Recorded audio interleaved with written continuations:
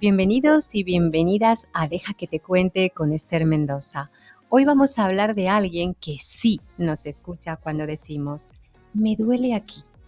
Y no nos responde con un, eso es estrés. Hoy abrimos la puerta del consultorio, el de verdad, el humano, para encontrarnos con una figura clave, aunque a veces invisible, que es el médico de familia. Ese profesional que te ve más veces al año que tu cuñado, que recuerda si tomas hierro o si tienes alergia al paracetamol y que muchas veces es quien detecta lo importante antes de que lo sepas tú. Nuestra invitada de hoy es una de esas médicas que no solo escucha el cuerpo, sino también lo que hay detrás de él. Jennifer García Palenzuela, médica de familia, nutricionista y médico estético. Sí, una combinación potente que habla de salud con mayúscula y con un enfoque tan integral como necesario. Así que ponte cómodo, ponte cómoda o en la posición de yoga, la que tú más prefieras, porque esto acaba de empezar.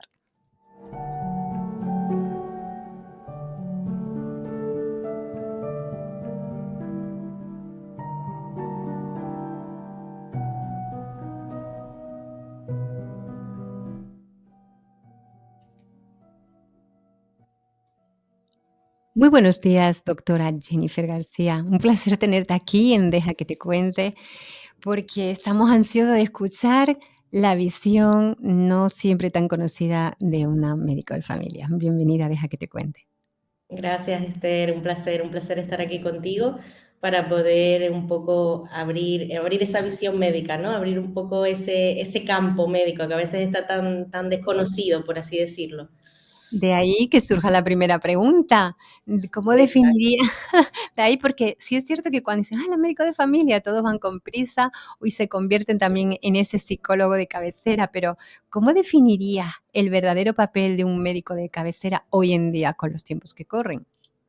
Pues mira, el médico de cabecera es, ¿cómo te diría? Pues es un médico integral, ¿no? Un médico que ve al paciente sano, al paciente patológico, que conoce, como has dicho, a toda la familia, o sea, conoce al abuelo, a la madre, al padre, y que hacemos un seguimiento desde casi la adolescencia hasta el fallecimiento del paciente. Es un médico integral, un médico como si nos imagináramos pues un árbol, pues el tronco de ese árbol y desde ahí pues derivamos a los especialistas, ¿no? Lo que son pues las ramas de ese tronco. Entonces un médico integral con una visión integral del paciente, que yo creo que es muy importante. Sí, tremendamente importante. Sin embargo, en términos generales, ¿qué crees que Ajá. desconoce el paciente de tu especialidad? Pues por eso, precisamente eso mismo, o sea, la visión integral que tenemos del paciente. El médico de cabecera al paciente piensa que va pues a tratar un catarro, un resfriado o algo muy puntual, pero no es así, o sea, hay que revalorizar esa figura, ¿no? Por así decirlo, y entender que el paciente, el médico de cabecera, pues hace un seguimiento completo del paciente y no solo tratamos patología, hacemos seguimiento y hacemos medicina preventiva, que es muy importante. Como en todas las situaciones, esto tiene las dos caras de una moneda, porque hay un lado satisfactorio de en tu día a día y uno que no lo es tanto. ¿Nos puedes contar algún ejemplo? O algún Total. caso? En mi día a día, o sea, mi lado satisfactorio desde luego son mis pacientes, ¿no? El que te venga un paciente y te diga que ha mejorado con tu tratamiento, el simple hecho, solo eso ya te pone contento. O que te diga que el estar en tu consulta ya es una tranquilidad, para mí eso ya es satisfactorio. La parte mala es el poco tiempo que podemos dedicar a los pacientes, que cada vez estamos un poco más, por así decirlo, saturados, ¿no? En cuanto a burocracia, papeleo, cada vez está más en auge el tema de las teleconsultas, que eso también quieras o no, pues está muy bien, pero nos carga un poquito, ¿no? De papeleo y de burocracia. Entonces, esa es la parte negativa de la consulta. Pero es verdad que pesa mucho más la buena, la alegría de los pacientes, el agradecimiento de los pacientes. Eso, yo me quedo con eso. O sea, yo soy feliz cuando voy a la consulta. Soy muy feliz. Entonces, me quedaría con eso. En realidad, resulta tremendamente difícil y cada vez menos encontrar en una consulta como ese típico, no sé si el titular, pero vamos, pero como decimos los médicos de antes, que cuando vas Exacto. te sientas y el que está afuera dice, pero es que lleva 40 minutos y dentro y no acaba, esto no acaba. Y dices, sí, pero en 40 minutos, que a lo mejor eran 20, hay tantas cosas que preguntar, ¿no? Que el paciente se tiene que ir contento. Y de ahí te vuelvo a hacer otra pregunta, ¿no? ¿Qué recuerdas como algo especialmente que te haya marcado y que quieras compartir con nosotros con algún paciente? A ver, vivencias hay muchísimas. Yo me he dedicado mucho, estuve un tiempo dedicándome a las urgencias, o sea, te puedes imaginar las vivencias que he tenido, o sea, vivencias tengo muchísimas.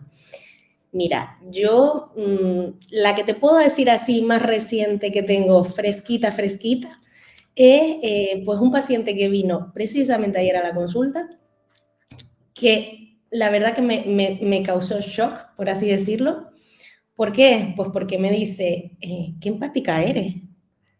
Entonces yo, mi cara cambió, dije, ay, pues es verdad, pues no sé, pues qué agradecido el hombre, qué empática eres, qué empática eres. Entonces eso me generó a mí una satisfacción y no sé, por decirte algo así fresco que tenga más reciente.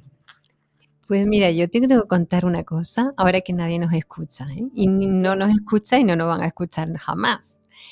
¿Sabes qué? Hace poco, muy poco, y estaba hablando con un gran amigo mío, periodista, y me estaba hablando muy bien de su médica de cabecera. Y yo digo, pues es que parece que estás hablando de la mía, señores oyentes, es que ella es mi médica. Y dice, no, no creo, es Jennifer García. Digo, ¿en serio? Sí. Pues mi gran amigo Alejandro, pues Ah, de Bernardo, es paciente tuyo. Y estaba hablando muy bien, que había ido por una serie de cosas, y dijo exactamente esa palabra. Es que ella es tan empática que se me va el tiempo en consulta. Y estábamos hablando de la misma, así que bueno, esto como nadie nos se va a enterar, pues lo hemos compartido. Y ahora, y ahora vamos a la otra parte, ¿no? Que hablamos cuando es el primer filtro cuando entramos en consulta, ¿no? ¿Cuáles son las consultas más frecuentes que tú recibes en atención primaria? pues mira, patología frecuente, frecuente, yo creo que todos podríamos coincidir que es la patología respiratoria, ¿no? Pero está claro que últimamente está muy, muy en auge, muy, vamos, lo vemos prácticamente todos los días, la patología psicológica, psiquiátrica, ¿vale? Es una patología que está muy, muy en auge en los pacientes y cada vez pacientes más jóvenes, cada Oh, vez pacientes más jóvenes. Está claro que la más frecuente, desde luego, es la respiratoria, por supuesto, pero independientemente de esa, pues la psiquiátrica psicológica es la que más está floreciendo ahora, por así decirlo. Y todo lo derivado de ella, ¿no? No solo me refiero a estrés, ansiedad, sino todos los síntomas, ¿no? Que nos hacen, pues que somatizamos esa ansiedad en determinados órganos, en determinados eh, ¿no? sistemas. Entonces, todo lo derivado de la patología psiquiátrica, psicológica, está cogiendo mucha, mucha fuerza y cada vez más. podríamos decir que esos síntomas son esos que pasan desapercibidos y sin embargo pueden ser una señal de alarma. Exactamente, exactamente. Muchas veces no prestamos atención, pues yo qué sé, a una simple, pues una pérdida de peso, una dermatitis que a veces pensamos, ay, no, eso no es nada, eso es una reacción de la piel. No, puede ser señal de estrés, de ansiedad, de nerviosismo, pues eso, síntomas digestivos, que eso creo que ahora es casi el 60% de los pacientes que vemos, síntomas de diarrea, estreñimientos, dolores abdominales. Pero vamos, síntomas de alarma que muchas veces pueden pasar desapercibidos y que nosotros no le ponemos importancia, pues pueden ser muy importantes a la hora de nosotros de diagnosticar cualquier patología. O sea que el estrés y la salud mental pueden ser los grandes detonantes de todas esas dolencias físicas. Exactamente, exactamente, exactamente, cada vez más, ¿eh? ¿Cuál es el valor de escuchar bien en tu trabajo? O sea, ya que a veces el cuerpo habla, pero no lo entendemos, de ahí que te dijeran, que eres muy empática, pero ¿qué valor le das a la escucha? Es muy importante, o sea, no solo hablar desde el punto de vista de la empatía, o sea, nosotros cuando hacemos una anamnesis del paciente, cuando te viene el paciente y lo tienes frente a frente, tienes que saber investigar, como digo yo, nosotros somos muchas veces el CCI, porque él te va a contar sus síntomas más específicos, ¿no? Los que él cree que son importantes, pero tú tienes que ahondar un poco en eso y ver de dónde puede venir eso. ¿Vale? No nos podemos quedar solo en los síntomas que vemos, tenemos que ir un poquito más allá. Entonces, muchas veces por eso esas consultas a veces se alargan un poquito, toman un poco más de tiempo, porque tienes que investigar y ver cuál es la causa, un síntoma que él puede pasar, que no le pone importancia, que puede pasar desapercibido, pues puede ser el origen de la enfermedad. Entonces, es muy importante la escucha, es muy importante preguntar, es muy importante investigar a la hora de la entrevista con el médico y bueno, la escucha es, vamos, casi el 80% de la consulta. El Hay una preguntar, Ajá. ahondar. Hay una clave invisible, ¿no? Que es la de hacernos chequeos con frecuencia, ¿no? O sea, sí o sí, deberíamos hacernos, pero ¿con qué frecuencia deberíamos hacernos esos controles? Mira, Esther, yo creo que, a ver, las analíticas son indiscutibles, o sea, eso no es negociable. Una analítica al año no es negociable, hay que hacerla, sí o sí, no nos queda otra. Dependiendo del tipo de patología, ya nos vamos a ir enfocando, ¿no? En un tipo de prueba u otra, pero la analítica anual, una analítica de sangre y una analítica de orina, eso es fundamental. Eso es fundamental. ¿De qué medida varía con la edad? Es decir, a lo mejor hay un perfil de paciente que, bueno, con una al año vale, pero ¿en qué rango de edad se considera importante más de una analítica o prueba al año? A ver, Al margen normalmente de que tenga patología, al margen de que pueda tener patologías, ¿no? Una persona normal que aparece. una analítica al año es suficiente, siempre y cuando no sea patológico. Ahora, si tenemos un paciente diabético con hipercolesterolemia, que le tengamos que hacer seguimiento, con un tiroides, un hipotiroidismo o un hipertiroidismo o un trastorno hormonal, que no tiene que ser un tiroides, eso sí que hay que hacer seguimiento un poco más estrecho. Yo normalmente a mis pacientes siempre les recomiendo con una hipercolesterolemia, pues eh, cada 3, 4 meses intentar volver a hacer analítica para hacer control. Dependiendo también de la implicación del paciente, ¿sabes? Porque hay pacientes que puedes, pues que sabes que puedes darle un poco más de margen porque sabes que se va a cuidar, que va a cuidar la alimentación o que va a cuidar pues los azúcares, las grasas y que a lo mejor puedes decirles pues la siguiente analítica en 6 meses, pero hay otros pacientes que no, que tienes que hacerle un seguimiento un poquito más estrecho, pues en 3, 4 meses, porque sabes que va a ser un poco más descuidado, porque sabes que está un poco más agobiado con el trabajo, pero vamos, normalmente es una analítica anual y si hay cualquier tipo de patología, se recomienda una cada 6 meses, ¿vale? Siempre pudiéndola acercar dependiendo del tipo de paciente, ¿no? Después, en función de si es hombre o mujer, puedes añadir una serie de marcadores. Si es un marcador tumoral, pues los marcadores específicos de mujeres, los marcadores tumorales específicos de hombres. Pero vamos, importantísimo, importantísimo la analítica todos los años. Ya me ha contestado a si había diferencia entre hombres y mujeres a la hora de prevenir o vigilar la salud. Sí, ya lo has contestado, ¿no? Hay algo de diferencia, eso en cuanto a las analíticas, ¿no? Que podemos poner los marcadores, pero es verdad que después hay pruebas específicas en cuanto a hombres y mujeres, ¿no? Las mujeres, pues a partir de los 50 años hacemos las mamografías bianuales, ¿vale? Según el protocolo en este caso yo estoy en el Servicio Canario, no, pertenezco al Servicio Canario de Salud, entonces hay que hacerlo cada 2 años. Si hay algún tipo de patología, la puedes adelantar a los 40 años, es decir, si hay un fibroma que quieras controlar o si hay algún antecedente importante en la familia. Y en los hombres, por parte de los hombres, pues a partir de los 48, pues sus PSA y sus revisiones con el urólogo. Madre mía, no se salva nadie aquí, ¿eh? Sí, totalmente, totalmente. Importante, la sangre oculta neses también a partir de los 50 años, añadirla en la analítica para el cribado del cáncer de colon, ¿vale? Importantísimo, que ahora Vale, haciendo mucha insistencia en eso. Es una prueba muy sencilla que se pide en analítica, es una muestrita de heces y nos puede dar información de un cáncer de colon precoz. O sea, eso fundamental. importantísimo. Y lo estamos haciendo ahora mucho a nivel hospitalario. Hay muchos centros que tienen cribados de cáncer de colon espectaculares. O sea que, Mira, mira, ¿cuáles son los errores más comunes que cometemos los pacientes con nuestra salud? pues los errores más comunes, el no prevenir. El no prevenir, el ir al médico solo cuando estamos malos. Eso es el principal error, el no prevenir, el ir, intentar solo que te traten en el momento en que estás malo, querer ponerte bueno al día o a los 2 días y adiós muy buenas, hasta luego. Ese es el principal error, la prevención.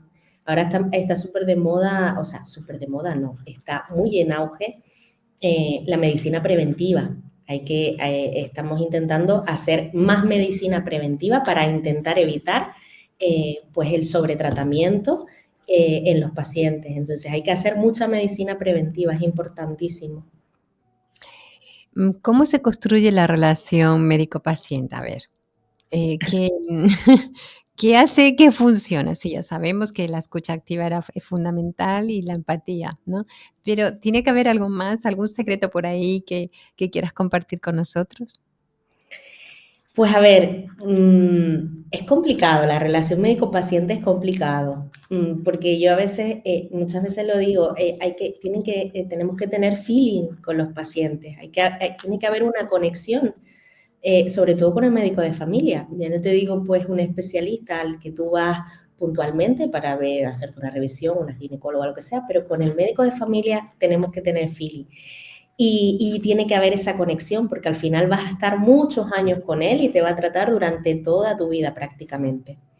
Entonces yo siempre lo digo, es como si fuera una especie de psicólogo. Si no hay conexión, es mejor cambiar el médico de familia, porque al final nunca vas a conectar con él, no vas a confiar en sus tratamientos, no vas a confiar en lo que te dice. Entonces, para que, para que, para que sea un buen médico de familia, tiene que tener ese feeling con el paciente, esa conexión.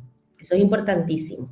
Y al contrario, imagínate que te llega un paciente a la consulta, porque claro, ahora como nadie nos escucha, lo puedes decir, ¿vale? Imagínate, ¿te ha ocurrido alguna vez que llegue alguien? Ya sé que me vas a decir que no, claro, pero alguien, porque yo conozco, alguien alguna vez que llegue y te dice, madre mía, qué coñazo, esto, A sí, ver, una batallita. A ver, o no, a lo mejor no porque sea una persona excesivamente aprensiva y preocupada por pequeñas cosas que dejan de tener importancia, ¿no? Pero esa sensación de yo no conecto con este paciente, ¿no? Es como que si estuvieras hablando de A y el otro entiende B, ¿no? Ocurre. siempre pasa, siempre, o sea, pasa, el que diga que no miente, pasa. Cuando tú ves en el listado un paciente que dices tú, Madre. pues me atraganta un poquito, pues es que no, lo que tú dices, no logro conectar, o lo que yo le digo no le genera confianza, pero tienes que intentar saber llevártelo a tu terreno. No queda otra, no queda otra. O sea, Pero tienes que intentar, ¿eh? sucede. Sucede muchísimo. Igual que ves un paciente a lo mejor que tú dices, ay, qué bueno, pues este paciente me encanta, súper simpático, conecto con él, pues me ha alegrado la consulta, pero es verdad que pasa todo lo contrario y tienes que saber llevártelo a tu terreno.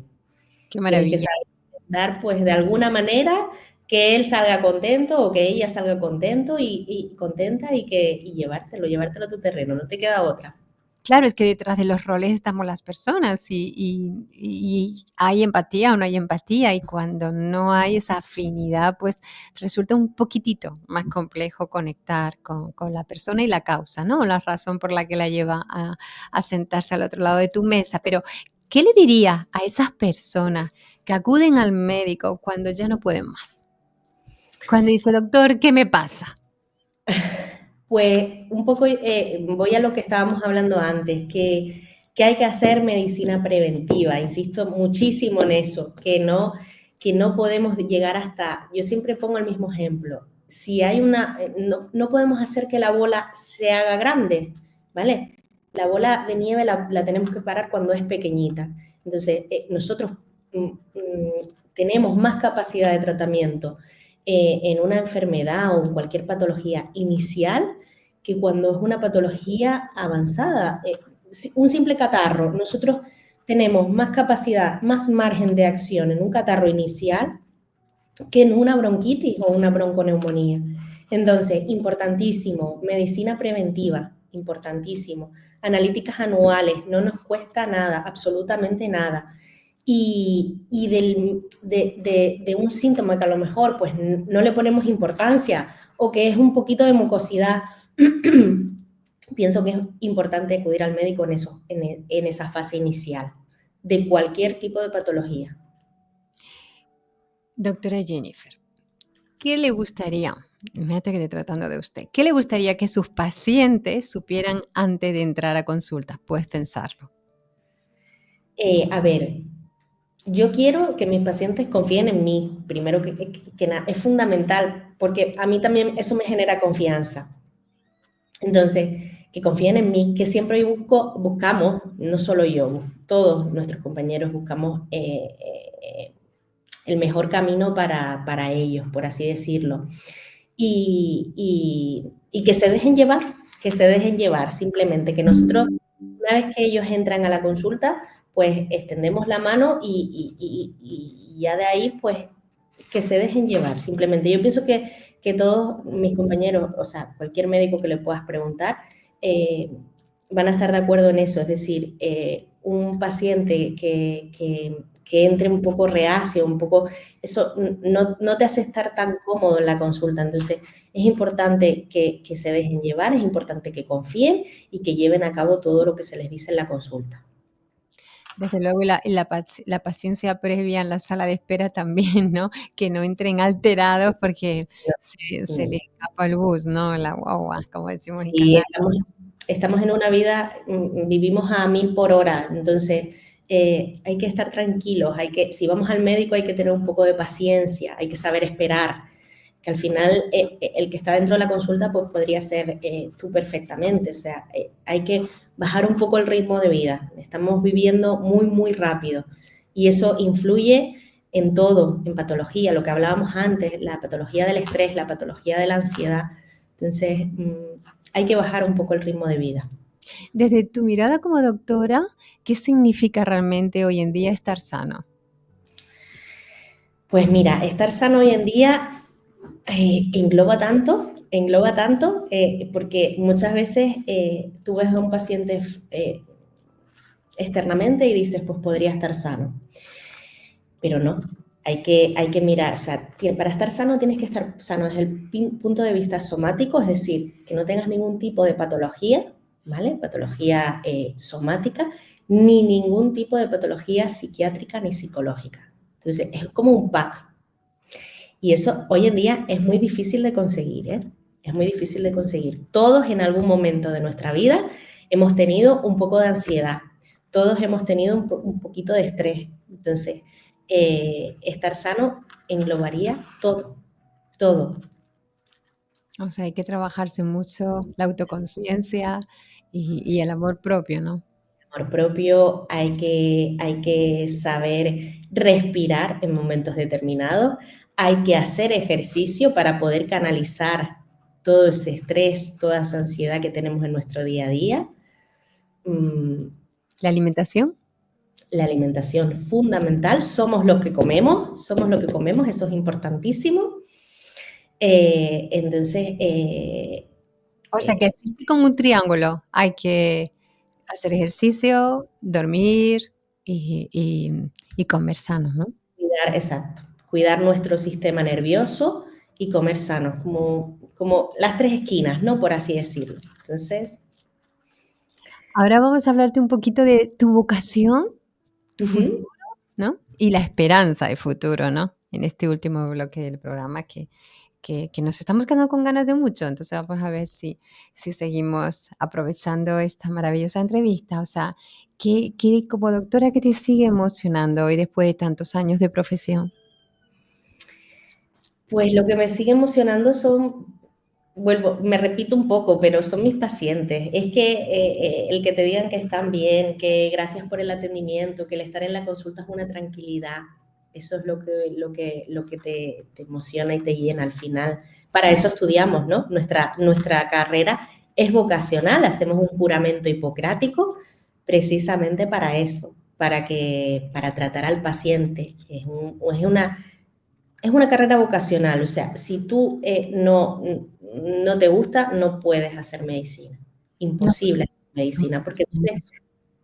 es que no estarías feliz, no estarías feliz. Entonces es una carrera 100% vocacional y lo que te va a llenar al final, la carrera no te va a llenar nada más que los pacientes y el verlos bien, el que con tu tratamiento se han sanado o que te venga un familiar porque ha sido recomendado, que te venga su madre, que te venga su padre. Eso es lo que te va a llenar al final en el día a día.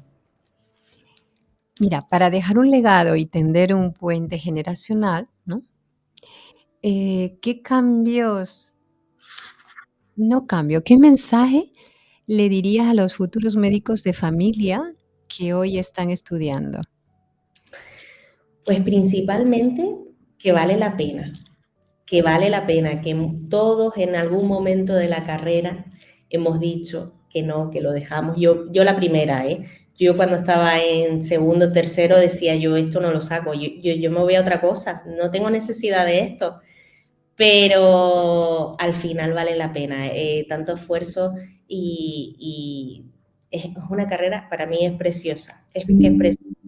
Y la rama mía, la medicina de familia, es más preciosa todavía. O sea, porque abarcas todo, o sea, toda la patología que puedas ver durante la carrera la puedes ver en la medicina de familia.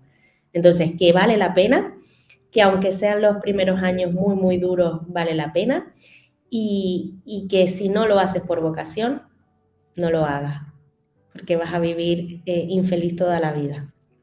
Porque además es una carrera tremendamente sacrificada. Totalmente, son muchos años, muchos, muchos años. Y tienes que hacer prácticas, tienes que estar muchas horas en el hospital, tienes que hacer guardias, es muy, muy sacrificada. Entonces, si lo haces para hacer una carrera que es bueno, para tener algo, para tener un trabajito, para eso no vale. No, entiendo que no. Y abriendo una mirada al futuro, ¿qué cambios o avances sueñas ver en los próximos, en la atención primaria, ver en los próximos 10 o 20 años? Pues poder hacer toda esa medicina preventiva que muchas veces se nos escapa. Prácticamente con el tiempo que estamos teniendo con los pacientes, no tenemos tiempo de hacer medicina preventiva. Vamos, tratamos la patología y listo. Entonces, casi no tenemos tiempo de preguntarle al paciente cuándo te toca la analítica, qué control te toca ahora o cuándo te toca el control del colesterol o del azúcar. Eso prácticamente no lo estamos haciendo porque estamos tratando la patología a lo rápido y venga, vamos, porque viene el siguiente paciente. Entonces, para mí sería ideal poder tener el tiempo necesario con cada paciente y hacer medicina preventiva, poder hacer medicina preventiva. Me gustaría preguntarte que dentro del campo de la nutrición, Ujú. si podrías hablarnos un poquito cuánto de importante es, dependiendo las etapas del ser humano, tener en cuenta la seriedad y el compromiso con los hábitos saludables. ¿Podrías decirnos algo al respecto? A ver, importantísimo, como te he dicho antes, somos los que comemos. Cuanto más pequeño el paciente, por así decirlo, más importante es la alimentación desde los inicios, porque en el desarrollo uno de los pilares fundamentales es la alimentación. Entonces, en un niño pequeño o un adolescente, la alimentación es fundamental, fundamental. Y de ahí parte toda la alimentación que vamos a llegar a hacer o a tener en la edad adulta, porque un niño que esté acostumbrado a desayunar bollería o a desayunar embutido o a desayunar, pues eso, bollería, galletas, lo va a hacer en la edad adulta. Entonces es importantísimo establecer unas bases de alimentación desde que estás en edad temprana, una alimentación saludable, equilibrada, que tenga algo de proteína, que tenga algo de hidrato también, y establecer también, muy importante, esas 5 comidas diarias, ¿vale? Guau, Que siempre se nos escapa, siempre se nos escapa. qué disciplina podemos tener. Imagínate, en el cole es casi imposible, ¿no? Aunque es cierto que sí, Hay muchos colegios que están estableciendo hay programas de alimentación en los colegios, lo que pasa es que todavía eso está un poco lejos, ¿no? Pero es verdad que hay colegios que están estableciendo, pues, esta semana o este día es el día de la fruta. Hay colegios que incluso prohíben el llevar alimentos de bollería en el recreo.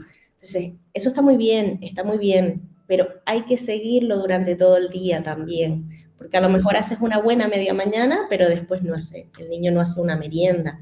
Entonces, eso es fundamental, porque si no, a la larga, lo que te digo, en la edad adulta no va a tener ese hábito, ¿no? Y ese hábito hay que crearlo desde pequeñito.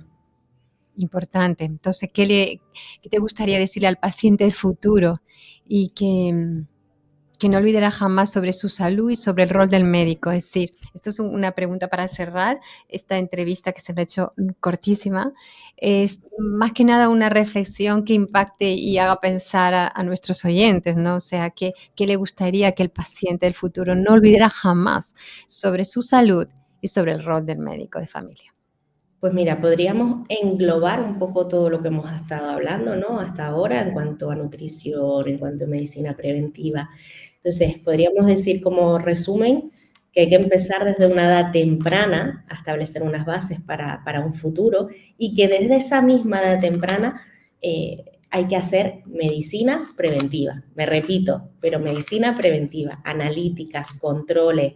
Entonces, haciendo eso podemos llegar a evitar esa patología en el futuro, tanto en o sea, influyendo tanto en la alimentación como en cualquier otra, como lo que hablábamos, ¿no? Teniendo un equilibrio a nivel mental, a nivel de ejercicio, pues eso, a nivel de alimentación. Entonces podemos llegar a tener una vida saludable y una vida sin patología, que es lo que nosotros como médicos de cabecera, pues queremos, que el paciente esté sano, que el paciente no esté patológico, que venga a la consulta a hacer una analítica, a hacer un control simplemente, no tener que mandarle antibiótico, no tener que mandarle pastilla para el colesterol, que a veces piensan que nosotros queremos mandarle pastilla para el colesterol o para el azúcar. No, no queremos eso, queremos un paciente sano con mayúsculas, sano somáticamente y desde el punto de vista psicológico y psiquiátricamente.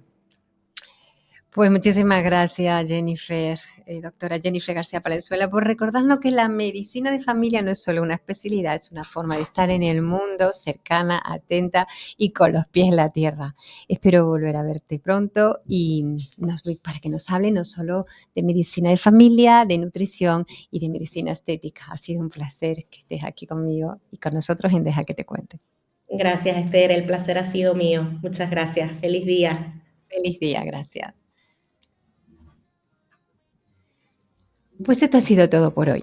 Hemos hablado con la doctora y ya nos ha dejado claro que una vida saludable es fundamental para vivir muchos años. Así que recuerden hacer esos controles anuales, esos análisis, de esas visitas a la doctora, que aunque estemos sanos y aunque no nos duela nada, recomendamos hacerlo. Y nos vemos en el próximo programa aquí en Deja que te cuente. Así que disfruta de tu día, disfruta y sé feliz. Chao.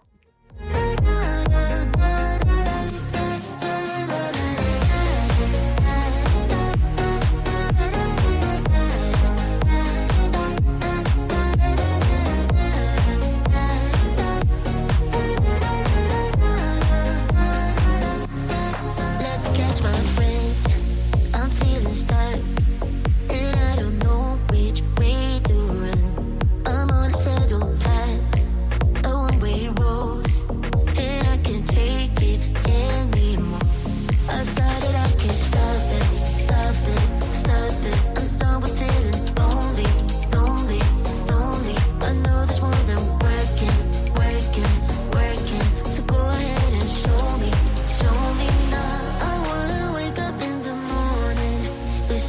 Viva